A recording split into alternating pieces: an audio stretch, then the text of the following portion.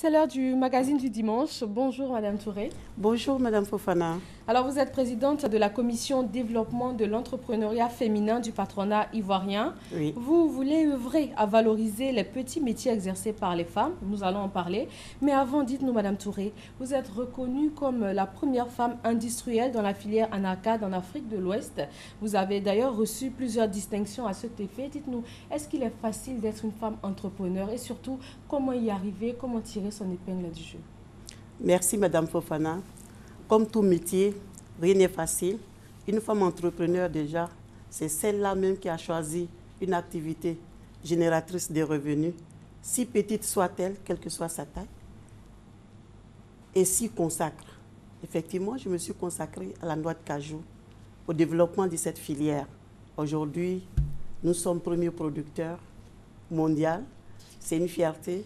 Mais le parcours continue parce qu'il faut que nous arrivions à transformer la quasi-totalité de notre matière première.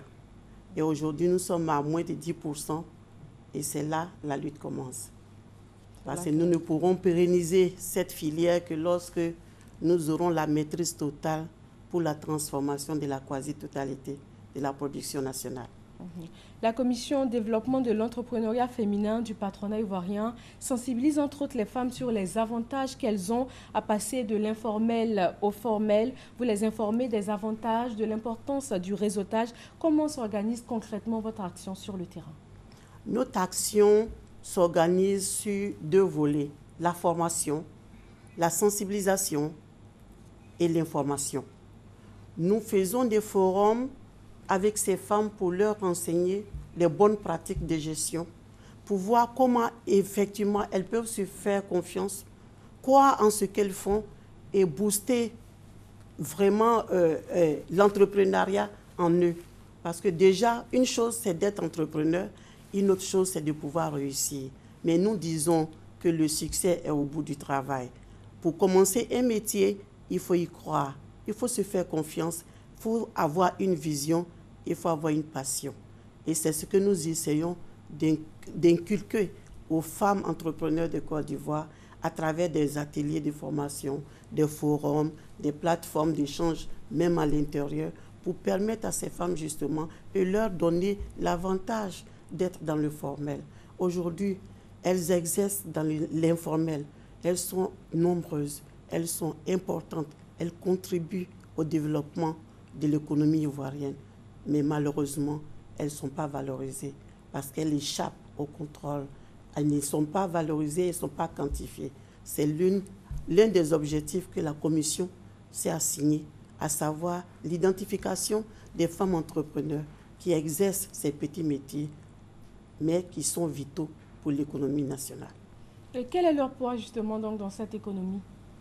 Les poids, aujourd'hui, nous essayons de pouvoir faire une analyse objective, essayer de quantifier en faisant un recensement, une identification de ces femmes. Elles sont nombreuses, elles exercent dans des secteurs différents, dans des secteurs d'activité, mais qui sont vitaux pour l'épanouissement de tous les foyers. Ces femmes, elles se réveillent tôt, elles vont au marché pour avoir des meilleures offres, pour acheter des oranges, acheter des légumes et venir reprendre sur d'autres marchés à des prix nettement supérieurs. Et chemin faisant, elles créent un fonds de roulement, une marge importante.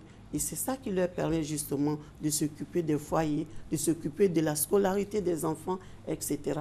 Nous pensons qu'elles méritent plus, qu'il faut les valoriser et quantifier, avoir des chiffres exacts, effectivement, pour avoir leur rôle, le poids que ces femmes représentent dans l'économie ivoirienne. Vous avez parlé tout à l'heure de ces femmes commerçantes qui font un long chemin dans la journée, qui vont prendre des produits pour venir les revendre. Nous allons voir l'exemple, un cas concret de Chantal Lompieux. C'est une jeune femme, elle s'est lancée dans le commerce avec très peu de moyens et elle dit se battre du mieux qu'elle peut pour ne pas sombrer dans la pauvreté.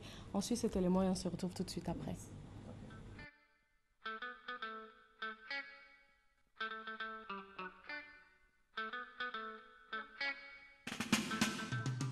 En Côte d'Ivoire, 75% des femmes vivent en dessous du seuil de pauvreté. Pour lutter contre cela, certaines entreprennent des petits métiers ça et là. Chantal Lompieux en est une illustration parfaite. que de souffrance pour cette dame qui, chaque matin, doit relier la commune de Yopougon jusqu'au quartier Petit-Boaké à celle de Cocody afin d'exercer son métier de restauratrice. 14 km à la recherche du pain quotidien. La vie est dure. Je vais faire comment? À partir de 4 heures, je suis déjà debout et je marche, je viens emprunter Baka de Liberté. Et je fais mon marché, je commence au forum jusqu'à marché gros. C'est ce que je fais chaque matin. Pour cette femme, petit métier ne rime pas avec gros business, comme le dit la réflexion. Petit métier, gros business. Car pour elle, le quotidien est synonyme de galère et de maigres revenus. J'ai commencé à Yopougon pendant 4 mois et tout mon fonds était parti. J'ai vu que vraiment je peux m'en sortir. J'ai commencé sur 20 000 francs. J'ai fait mon petit marché avec, mais le marché est dur, ça ne suffit pas. Mais je prends un peu seulement pour que j'arrive à faire mon marché. Si je finis de vendre tout, j'enlève tout mon calcul, je gagne au moins 5 000 francs par jour. Je demande pardon à les autorités de nous aider, d'aider les femmes. Parce que femme, en tant que femme, tu es dans le foyer, c'est pour aider ton mari. Pour répondre aux préoccupations de femmes telles que Chantal Lompieux, la Commission développement de l'entrepreneuriat féminin de la Confédération générale des entreprises de Côte d'Ivoire, CGECI, a mis sur place des mesures pour accompagner les femmes entrepreneurs dans le processus de développement de leurs activités. Selon les chiffres, 15% des entreprises créées en Côte d'Ivoire sont des initiatives féminines, chiffre que la Commission ambitionne augmenter, d'où des journées dédiées à l'entrepreneuriat féminin chaque année. Voilà, Chantal est commerçante, elle dit s'en sortir difficilement. Elle fait ce qu'on appelle généralement un petit métier. Alors, quelles sont toutes ces activités qu'on met dans ce grand panier qu'on appelle petit métier en griffe? Les petits métiers, c'est justement toutes les femmes qui exercent dans l'informel. Elle a parlé du cas du restaurant, je peux parler du cas de la vendeuse d'Aleko, de la vendeuse d'Atieke, de la tresseuse au marché. Ils sont nombreux, les métiers qu'on met dans ce panier. Mais je vais vous dire que pour être une femme entrepreneur, on n'a pas besoin de grands moyens. On peut avoir de petits moyens et être après une grande femme entrepreneur. Il faut croire en ce qu'on fait. Je vais vous dire un exemple. Il y a une femme qui est à Odiné. Au départ, elle n'avait pas 5 francs, mais elle avait la fougue de pouvoir prouver. Elle allait voir des pêcheurs qui sont dans un autre village pour proposer ses services. Vous avez du poisson et vous avez des besoins de distribution. Moi, je peux distribuer votre poisson pour vous. Donc, faites-moi confiance, je vais aller vendre et vous retournez l'argent. Et c'est comme ça qu'elle a commencé. Donc, pour être aussi femme entrepreneur, il faut être honnête. Donc, elle a commencé à travailler avec ses pêcheurs et elle venait prendre le poisson pour vendre dans toutes les cours. Et chaque soir, elle fait la part des choses. Voilà l'argent des propriétaires du poisson et voilà ma marge. Aujourd'hui, c'est un modèle à Odiné. Elle a une grande boutique. Elle est importatrice de poissons. Elle a une grande poissonnerie. Mais quand elle commençait, elle n'avait pas 5 francs. Parfois, il faut avoir une vision. Il faut se faire confiance. Tout ne commence pas par le grand. Quand vous commencez le business par le grand, vous chutez régalement comme ça. Parce que plus le business est grand, les problèmes qui surviennent aussi sont aussi grands. Et au lieu que la société vous tire en haut, elle vous tire en bas. Vers le bas. Mais justement, parlons des problèmes qu'on rencontre quand on lance un business. Vous avez parlé tout à l'heure d'accompagnement de ces femmes qui sont dans l'informel. Quand on sait que très souvent, elles ne sont pas lettrées ou très peu, concrètement, comment se fait cet accompagnement-là? Qu'est-ce qui leur est dispensé pour leur permettre de gérer déjà leur petit commerce avant d'arriver très haut, comme vous le dites, pour ne pas chuter? On essaie de les sensibiliser parce qu'en fait, la commission, la CGC est une force de proposition, une plateforme d'échange pour pouvoir booster l'entrepreneuriat en Côte d'Ivoire. Notre rôle, c'est de pouvoir identifier ces femmes, aller vers ces femmes et leur enseigner la culture entrepreneuriale. Leur dire qu'il leur faut renforcer leurs capacités managériales. Leur demander de pouvoir avoir une comptabilité saine, mieux renforcer leurs capacités pour leur permettre de pouvoir accroître progressivement. De se faire confiance. Elles ont osé entreprendre. Il faut qu'elles méritent cette confiance. Il faut qu'elles croient en elles.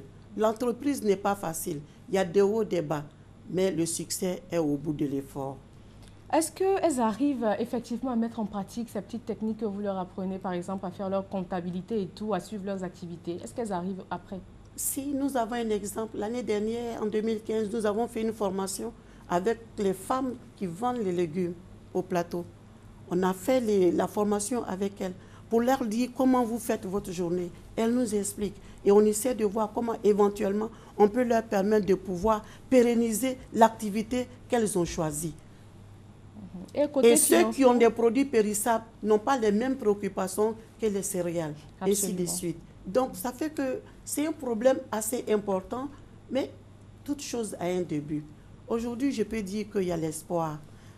Il y a l'espoir parce que une femme entrepreneur ivoirienne aujourd'hui peut dire qu'elle est fière. Hier, on n'avait pas, mais aujourd'hui, nous avons beaucoup d'opportunités. Il y a des fonds jeunes. Il y a le fonds FAFSI, et c'est le lieu pour moi de rendre un hommage mérité à la première dame au grand cœur, qui a bien voulu mettre un fonds à la disposition des femmes entrepreneurs pour qu'elles puissent se prendre en charge, pour assurer leur autonomie financière. Un geste noble. Hier, on n'avait pas cette opportunité. Il y a des opportunités aujourd'hui qui permettent aux femmes d'être des entrepreneurs aguerris. Ce que je conseille à mes sœurs, il faut qu'elles se fassent confiance, qu'elles aient une vision, qu'elles aient le goût du travail, le travail bien fait. Quand on a une vision, qu'on a une passion, on arrive toujours. Ne dit-on pas que ce que femme veut, Dieu veut? Absolument. Exact. Et avoir Voilà. une vision, comme vous le dites, ça fait un peu partie du concept de l'ivoirien nouveau. Donc, dans notre cas, de l'ivoirien nouveau, qu'est-ce que ça vous dit, ce concept-là? Comment le mettre concrètement en pratique avec les femmes entrepreneurs relativement de niveau bas? Alors, l'ivoirien nouveau, nous dirons la femme entrepreneur nouveau. Nouvelle, oui. Alors, c'est la femme, justement, qui commence déjà à inculquer l'esprit entrepreneurial dès le bas âge à ses enfants. Éduquer l'enfant à pouvoir se prendre en charge, lui inculquer le goût du travail bien fait.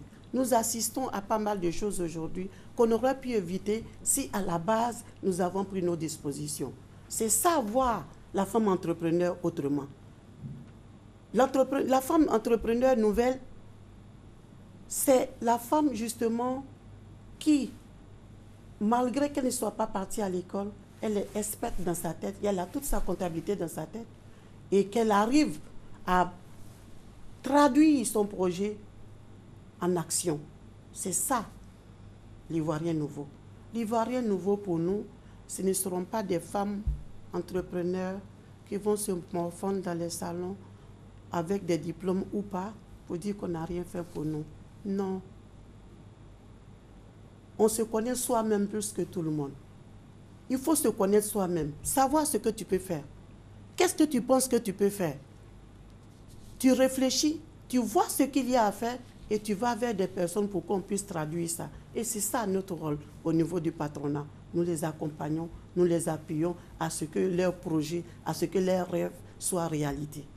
D'accord, Madame Touré, le 8 mars, c'est dans un peu plus d'une semaine. Le thème cette année, c'est l'autonomisation de la femme, défis et enjeux pour la prospérité de la famille. Qu'est-ce que ce thème vous évoque? Le thème nous interpelle, mais en même temps, c'est naturel pour nous, parce que l'autonomisation financière est la conséquence de l'entrepreneuriat.